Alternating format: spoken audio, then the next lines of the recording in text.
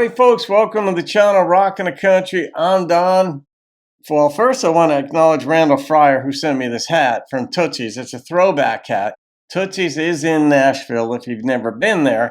And that ties into the theme of this video, which Renee Mooberry made a gift to the channel for me to do a 3-part series. It's 45 minutes long. And so I'm going to break it down into 3 parts of roughly 15 minutes each. Nashville celebrates the rebirth of the Ryman in 1993. So after an $8.5 million makeover, the Ryman was remade.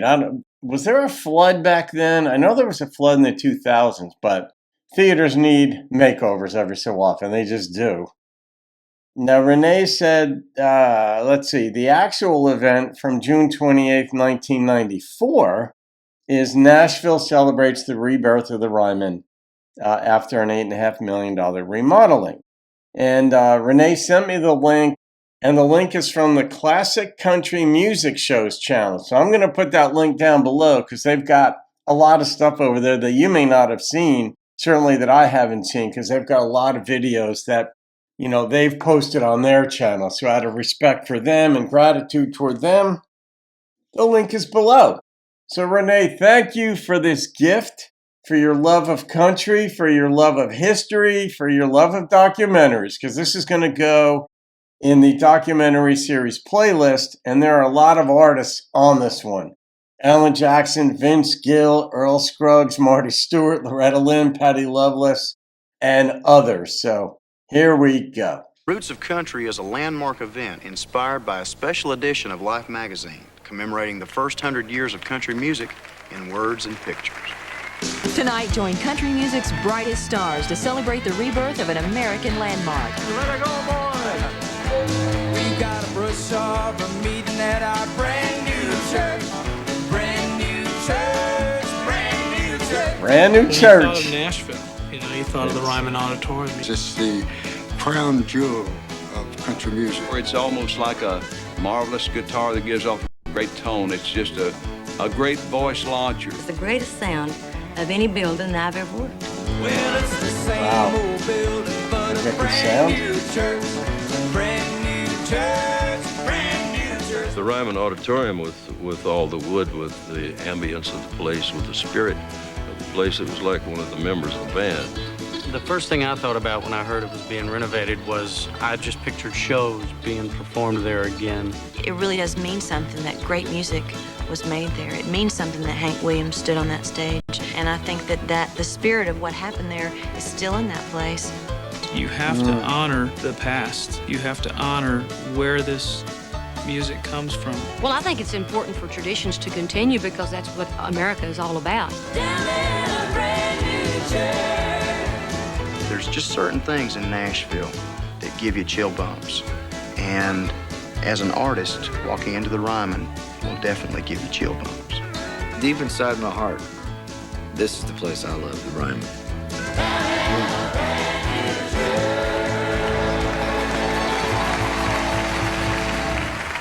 The Ryman being renovated and this building being reborn is enough for anybody to celebrate. I mean, let's have a party. Yeah. It's 33 years ago, it was done. Vince is still a baby here. I can read the writing on the wall, but you pretend that nothing's changed at all. Well, I've got just one thing to ask you, if it's so,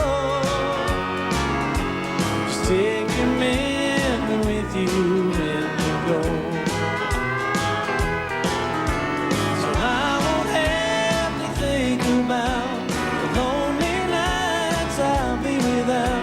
Someone to hold me when the cold wind blows. Just take your memory with you when you go. Oh, let's hear you, John.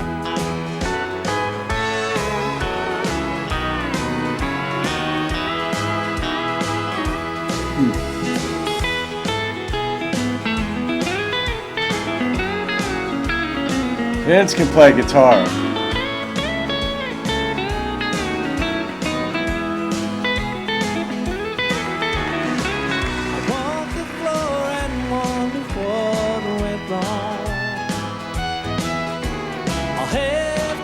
love that bass.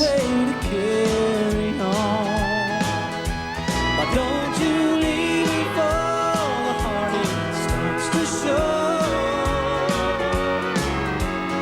Take the memory with you when you go.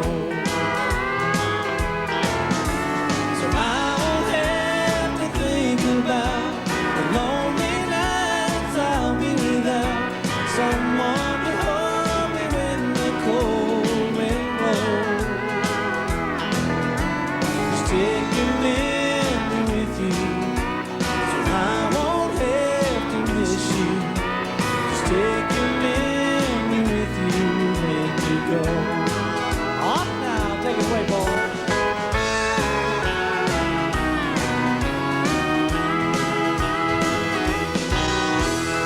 Thank you, country lovers.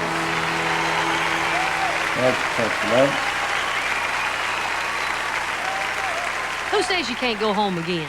It's a great pleasure to welcome you to a very special night for country music.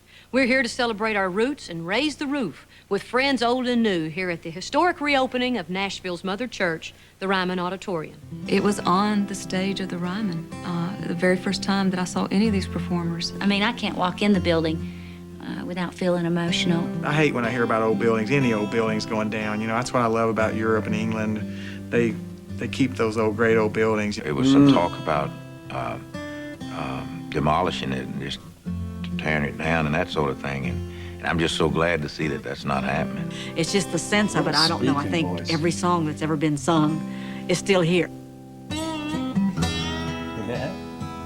In 1885, Nashville was the Athens of the South, a vibrant community just beginning to realize her potential. About this time, riverboat captain Thomas Ryman went to a revival show with his friends, mainly to poke fun at the fiery evangelist Reverend Sam Jones, who felt Nashville had a lot to answer for: gambling, loose women, whiskey, and in his words, the most corrupting thing this side of hell, baseball. Thomas Ryman left a changed man. He promised the Reverend Jones he'd build a tabernacle for him to preach in. 7 years and tons of red brick later, the Union Gospel Tabernacle opened its doors. And before long, there was more than preaching going on. You could crowd into these wooden pews to see the Nashville Symphony, hear lectures by educator Booker T. Washington, and listen in wonder to the Metropolitan Opera's presentation of Carmen. Political debates, magic shows, and stage plays all came to the Tabernacle. When Captain Ryman died in 1904, the building he had raised to help save souls had become a showcase for the arts. And from that day forward, the Union Gospel Tabernacle was known as the Ryman Auditorium. It's like playing inside of a big bass fiddle or something. It's all wood, it's all acoustic. You don't have to holler and scream there. The louder you play, the worse you sound. The old Ryman had such beautiful acoustics, you hardly needed a microphone at all for anybody in the house. Any seat there could hear you. It's the kind of environment that was made to project voice. Yeah. Now, a song can lift a very... The thing about, like, sound, like audio, I remember when I was like 10, my family, my mom, my two sisters, my dad and I, we went on a family trip to Washington, D.C. And, yeah, we went to the Smithsonian, we went to the Lincoln Memorial, all the memorials, right? But we went into, I don't know, it was like in Congress, I think it was. And in the, I guess you'd call it like the rotunda. It's like all marble and the columns and all this stuff. And the way the acoustics were set up was that somebody sitting like at a desk somewhere could hear everything that was being said in there, no matter how low it was said, because the acoustics were such that they would focus in the spot where like that desk was, that kind of thing. And I may be remembering some of those details a little bit different, but acoustics are so different in every arena, every place. And the way they're describing this sounds like every musician's dream. Spirit and soothe a troubled soul. It can make a joyful noise of celebration. Here with the classic, The Wings of a Dove, is one of the Opry's newest and finest singer-songwriters with one of America's best Southern gospel groups, Hal Ketchum and Jerry and Tammy Sullivan. On the wings of a snow white dove, he sends his pure sweet love, a sign from above, the wings of a dove. Practically gospel. Troubles surround us when evils come. Body grows weak. Body grows weak. Spirit grows numb. Spirit grows numb. When these things beset us, He won't forget us. He sends down His love. Sends down His love on the wings of a dove. Wings of a dove.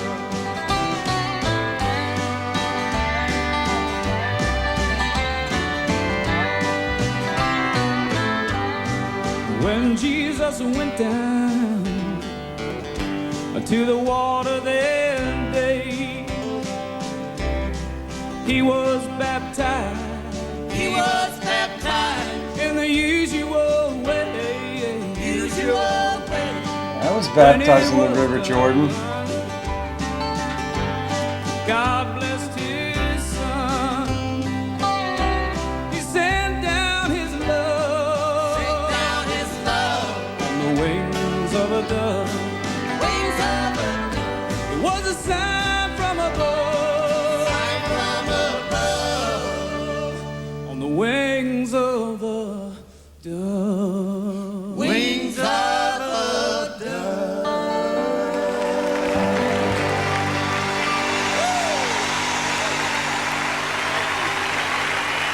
Reason found itself the owner of a radio station whose call letters would soon become famous across most of America, WSM, which stood for their slogan, "We Shield Millions."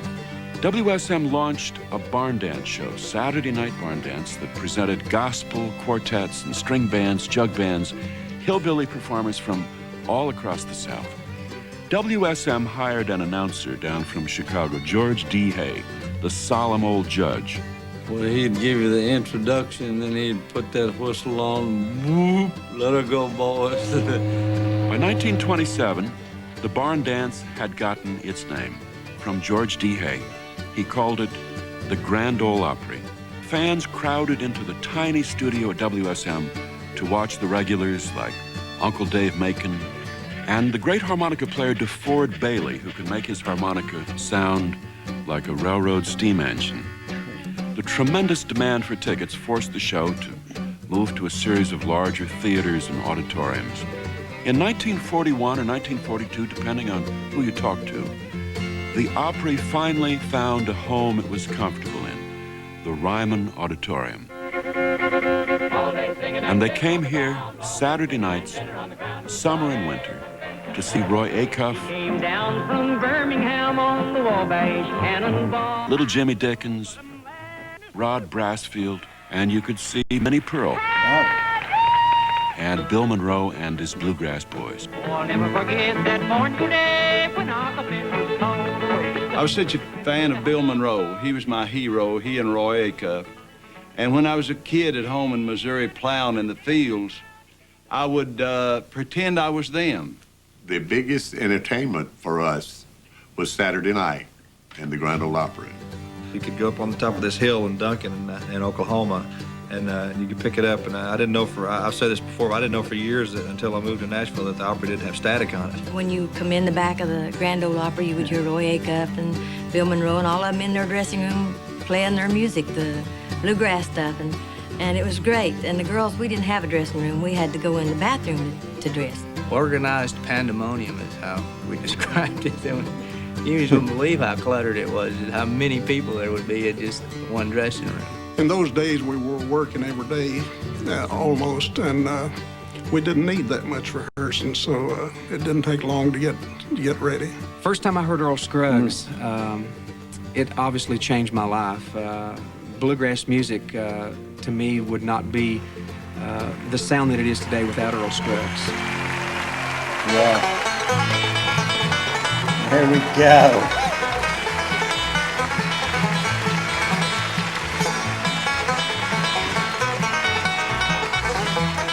Very cool.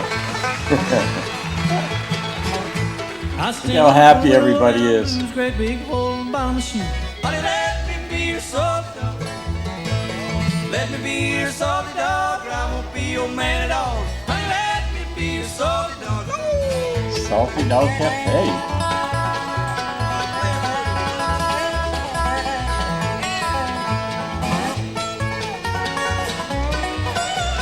God, this gotta be hard.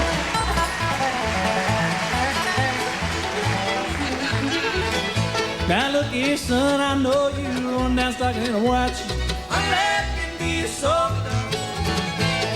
Let me be your salty dog, or I won't be your man at all. Honey, let me be your salty dog.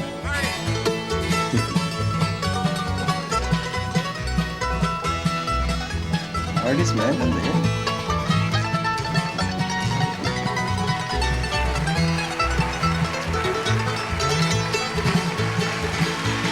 Down in the wild, sitting on a log, finger on the trigger, and eye on the hog. Honey, let me be your salty dog. Let me be your salty dog, but I won't be your man at all. Honey, let me be your salty dog.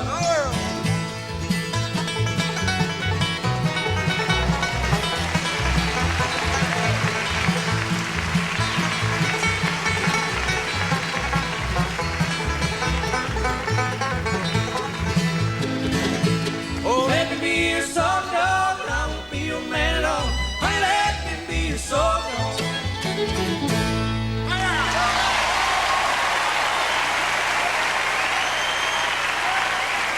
Stage is so different. I've always liked the singers that testify, you know. And I always wanted to do that because it feels like that's the way it's supposed to be. Well, my God called me this morning. Well, my God called me this morning. Just a little while before day. The thing that I never take my eyes off of about the Ryman is that phrase, the mother church of country music. Most people that sing country music begin singing in church, like Johnny Cash. Yeah. When I was a kid growing up in Northeast Arkansas, I listened to country music shows, the live shows, also listened to black gospel and blues. And gospel music and country music to me are just about one and the same. Oh, my God called me this morning. Just a little while before day.